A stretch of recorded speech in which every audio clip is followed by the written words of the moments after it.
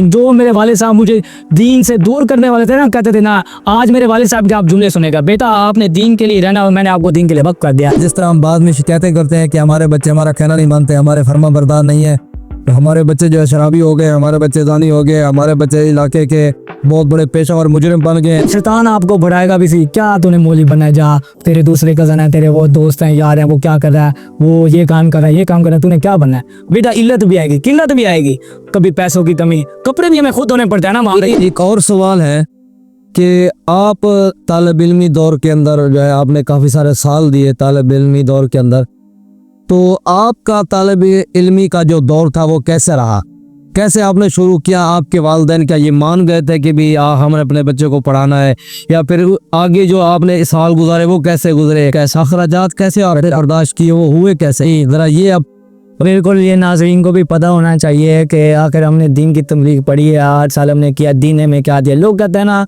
कि आपने, आज मैं आपको ये बताऊंगा कि दीन ने मुझे क्या दिया है और मैं कहाँ पे पड़ा हुआ था, मुझे दीन ने उठा के कहाँ पे बिठा दिया, आज मैं आपको बताऊंगा ताकि लोगों के दिलों के अंदर भी दीन की रोशनाई जाए।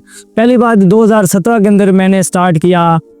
मेरे एक मामू जी थे, उनको अल्लाह ताला बड़ी लंबी उम्र अता फरमाए, उन्होंने कहा बेटा आपने मदरसे में जाना है। मेरे पहली तो बात तो है, मेरे वालिद साहब कभी भी राजी नहीं थे इस बात पर कि मुझे मदरसे में डाला जाए। अच्छा, ये मेरा अपना ही लोग था, नहीं वही मुआशरती बातें, माशरती बातें थी। मेरे वालिद साहब भी यही थे। मेरे वालिद साहब तो शुरू में ये कहते थे बेटा बस स्कूल पढ़ना है, स्कूल पढ़ना है, बस दीन क्या करना है, मौलवी बन के तूने क्या करना है, कहाँ से खाएगा, कहाँ से कमाएगा। और आज भी मैं अपने अभी आगे चल के अपने वालिद का नज़रिया आज भी बताता हूँ। तो मेरे मामू ने कहा आपने जाना है मुल्तान, जाना है पढ़ने के लिए। कभी मैं पहले गया भी नहीं हुआ था, बस मामू की बात जानी, उसी दिन ही मैं चला गया। वहाँ जाने लगा तो जैसे बच्चे होते हैं, छोटा सा था मैं, 10-12 साल का था, तो वहाँ मैं पहले दिन था, रात रहा, वाले दिन से दूर रहा तो रोने लग गया। सही, वालिद साहब के कहा ले तो मैं रो रहा था, तो मेरे अब्बू ने कहा अभी आ जाओ, मेरे मामू अभी साथ थे तो मैं कहा ले आओ, लेकिन फिर भी मैं कहा नहीं मैं पढ़ूंगा। पूरा सा हाँ शौक था एक, लेकिन मेरे वालिद साहब का ना वही माशरती बुराई थी कि अपने बच्चे को जो है ना वो नहीं पढ़ा, एक ज़हन बन जाता है, बन जाता है। जिस माशरे में लोग रहते हैं तो उनका वैसा ही ज़हन बन वैसा ही ज़हन बन जाता है, बिल्कुल। फिर मैं 2017 में गया तो माशाल्लाह अल्हम्दुलिल्लाह मैंने 8 माह के अंदर कुरान पाक हिफ्ज़ कर लिया, मुकम्मल कर लिया। अब आपको ये भी बताऊं कि शौक तो था, लेकिन मैं पढ़ा इस वजह से नहीं कि मुझे जल्दी इस वजह से पढ़ता था, छोटा था, जल्दी ख़त्म होगा, कुरान पाक हिफ्ज़ करूंगा तो घर चला जाऊंगा। सही है। आपको मैं ये बात बता रहा हूँ कि ना जहाँ कोई भी नहीं होता था ना, अकेले में बैठ के मैं रोआ करता था। अच्छा, ये नहीं कि जितने आपने शुरू के अंदर जैसे आपने बताया कि आपके वालिद मोहतरम जो है कुछ मतलब दिलचस्पी नहीं थी इस मामले में, और वो भी शायद इलाके की संगत की वजह से या इस तरह का जैसे माहौल होता है इस वजह से वो ऐसा सोचते थे, तो फिर आपके अखराजात कौन जो है वो पे करता था? क्या बाबू सही हुई है? मेरे वालिद साहब जो है वो शुरू में तो मेरे अखराजात यानी दे देते थे, लेकिन दिल के अंदर ये होता था क्या बन के मौलवी करेगा। मेरे वालिद साहब मुझे खर्चा वगैरह देते थे, लेकिन ज़्यादा मैंने अपने अब्बू से कभी खर्चा नहीं मांगता था। मैंने कहा अगर मांगा अब्बू से खर्चा तो अब्बू के चल तू वापस आ जा, तूने नहीं पढ़ा मदरसे क्या तूने। हालांकि जब मैं स्कूल पढ़ता था तो मेरे वाले साहब हर चीज़ मुझे मुहैया करते थे, कहते थे ये भी ले ये भी ले ये भी ले, लेकिन मदरसे में जाना वो मेरे वाले साहब ये नहीं है कि मुझे ना देते, लेकिन उनके दिल के अंदर बात ना है कि यार क्या मौलवी, ये इलाका ही बात है, इस तो ज़हन बनता है। तो जो चीज़ भी जरूरत होती मैं अपनी वालदा को कहता तो मुझे वालदा ही दिया करती थी। और मेरी वालदा का मेरे यहाँ सर वालदा भी तो अपने वखलत से ही आलिफ के वालिद से ही लेके देती होंगी साहब सर जी, वही से मतलब टोटल ही अखराजात आपके वालिद से भी मतलब किया करते थे, चाहे वो ऊपर से कहते थे कि, और वो इसलिए क्योंकि वो देख रहे थे हालात, उन हालातों को देख के माशरा देखा हुआ था। हाँ। अच्छा, उसके बाद हिफ्ज़ करने के बाद फिर हिफ्ज़ करने के बाद फिर मैं वहीं मुल्तान के अंदर गया। मेरा दिल था कि मैं दर्स निज़ामी करूँ आगे। अच्छा, दीन के अंदर शौक था। जब मुझे छोटा था मुझसे कारी साहब पूछते थे बेटा आपने क्या बनना है, तो मैं उन्हें कहता था मैंने मुफ्ती बनना है। हालांकि मुझे ये नहीं पता था मुफ्ती होता क्या है, बस देने था मुफ्ती था।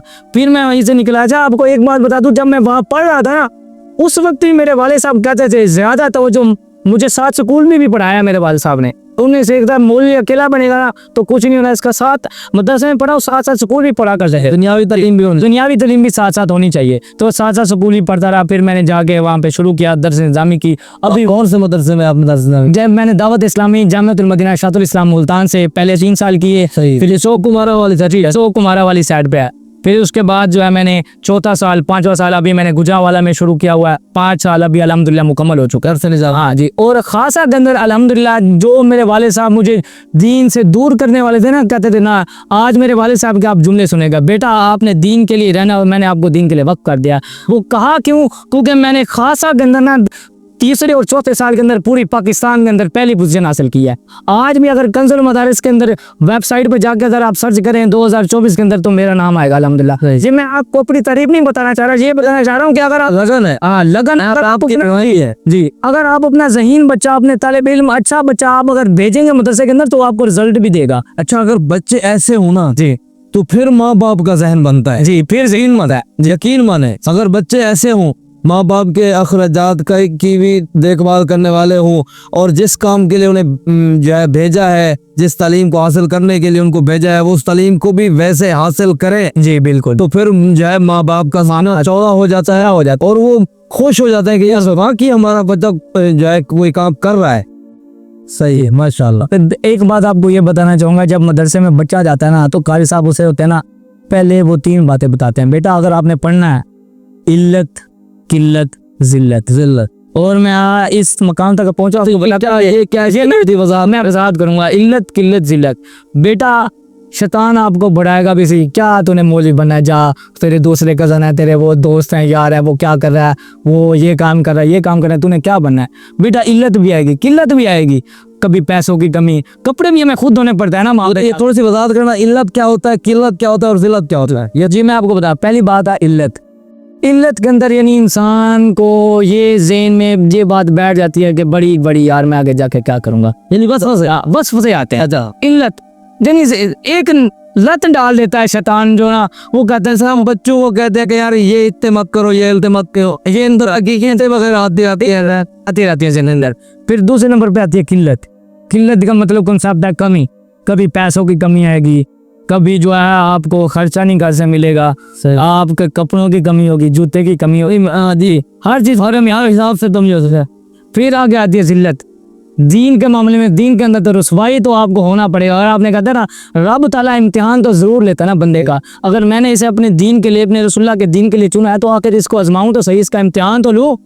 फिर आखिर में फरमाता है इन्नल्लाह मा साबिरीन, सब्र करोगे तो मैं सब्र करने वालों के साथ हूँ। सही, यानी कि हाँ, अल्लाह पाक जिसको अपने दीन के लिए चुन लेता है फिर उसको जो है वो आजमाइश से भी गुजारता है। बिल्कुल, जैसे वो पुराने दौर के अंदर ना, वो जैसे औरतें या मर्द जैसे मट्टी के वो बर्तन लेने जाती थी ना, चौक बजा के चेक करती ये पक्का है कि नहीं है। तो यानी कि इस तरह अल्लाह पाक भी बंदे की आजमाइश करता है, वाकई इसको मैंने अपने दीन के लिए चुना है, पता करो ये पक्का है कि कच्चा पक्का है। थोड़ी बहुत ही मुसीबतें देखकर भाग तो नहीं जाता।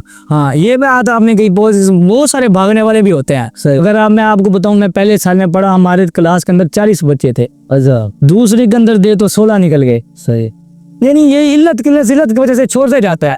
लेकिन ये बात होनी चाहिए दीन के अंदर, आप अल्लाह के ऊपर तवक्कुल जरूरी है, तवक्कुल होगा तो कामयाबी आपके कदम चूमे, अल्लाह की रजा शामिल हो, रजा शामिल हो गया, कामयाबी आ सकता है। सही है, माशाल्लाह, बहुत ही अच्छी गुफ्तगू फरमाई आपने।